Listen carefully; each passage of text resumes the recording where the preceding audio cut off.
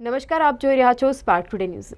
વડોદરામાં આજરોજ ફરી એક વખત શહેરના કારેલીબાગ વિસ્તારમાં આવેલ અમિતનગર સર્કલ સિગ્નલ પાસે એક ડમ્પર ચાલકે મારુતિ સ્વિફ્ટ કાર ડિઝાયરને ટક્કર મારતા જ અકસ્માતનો બનાવ સામે આવ્યો છે।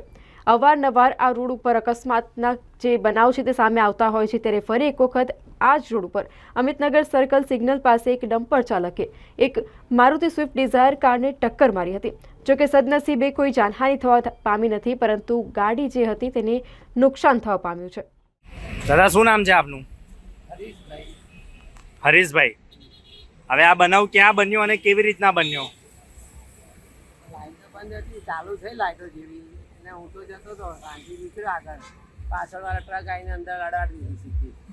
અચ્છા, અમિતનગર સર્કલ પાસે થયું?